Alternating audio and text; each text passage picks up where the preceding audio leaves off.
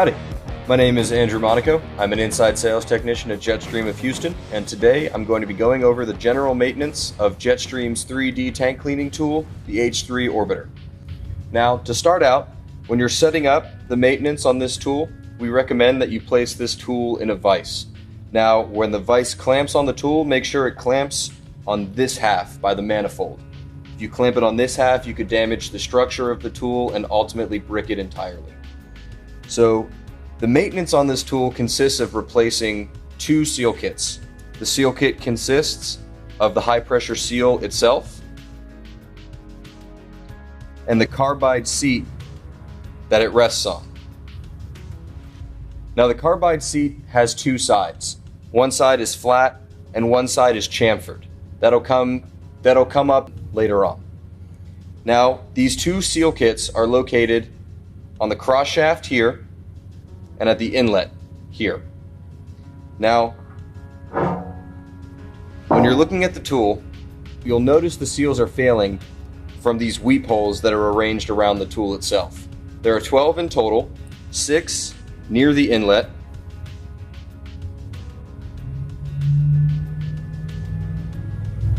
and another 6 on the opposite side of the cross shaft. Now, if the inlet seal has failed, the 6 nearest the inlet will be leaking. If the cross shaft seal has failed, it will be the 6 arranged in a semicircle. Now, to start out the changing of a high pressure seal kit, you'll need a 1/4 inch Allen wrench and a seal removal tool that will come included in an H3O premium kit. I'll start by removing the inlet seal first. So what you'll do is loosen the 4 bolts that are attaching the inlet cover to the tool.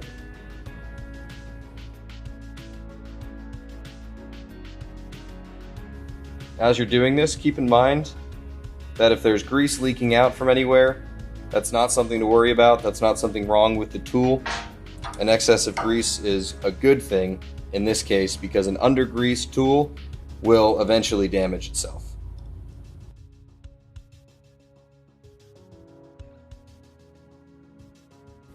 Now, as you remove this inlet cover, you might need to rotate the inlet just a little bit to make sure that those gears inside can slide past each other.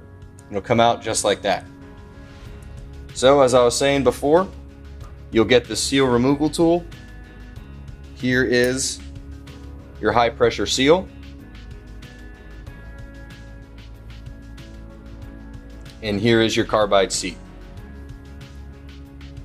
So you can put these to the side, and when taking these out, remember to look for damage to the seal itself just to kind of see what happened to it. It might be a cut in the O-ring or damage to the seal shoulder, but it's always good just to see so you can know what might be causing the problem, why these seals are failing.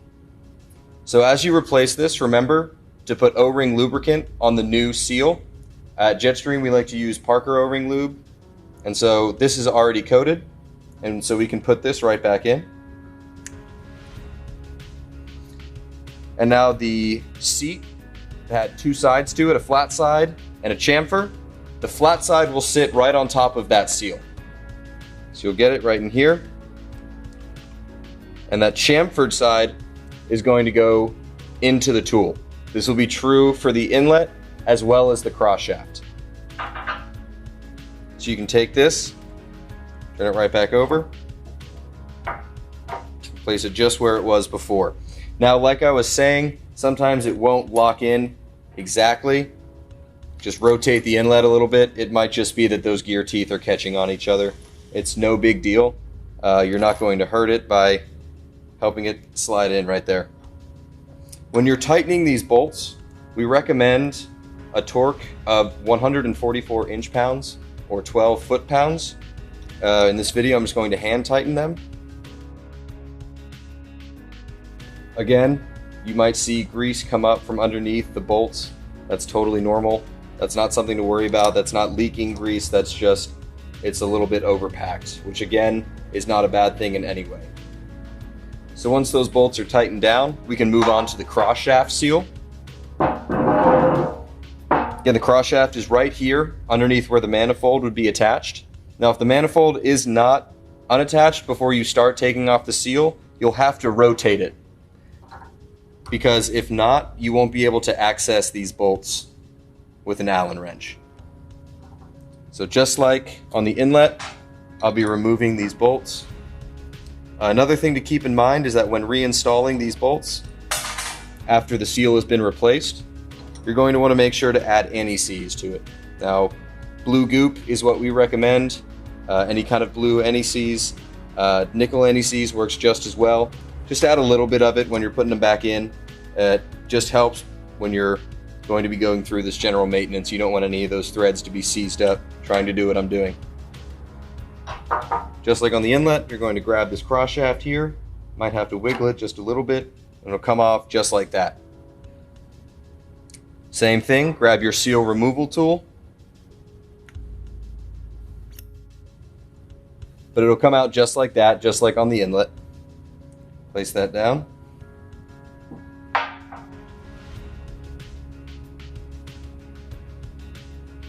You can then grab your carbide seat.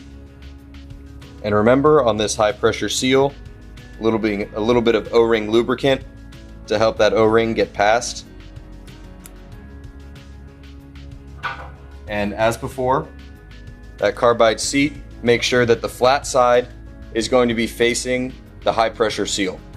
The chamfer side, just like before, is going to be facing into the tool.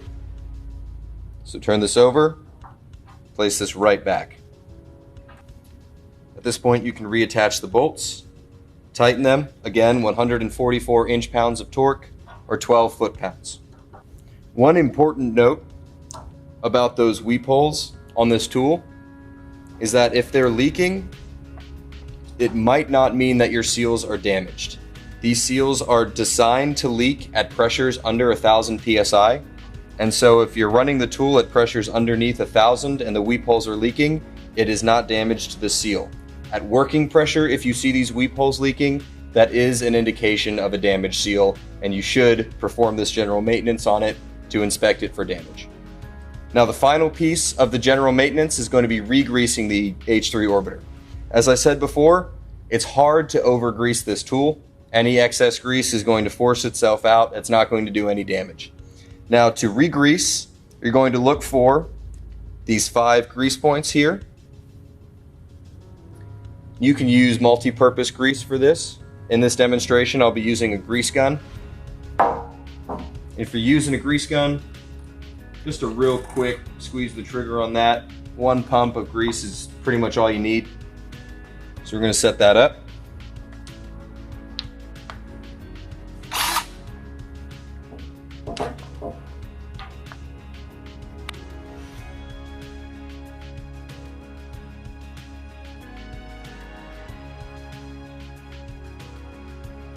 Remove that, and there you have it. That is the general maintenance on the Jetstream 3D tool, the H3 Orbiter. Thank you for watching.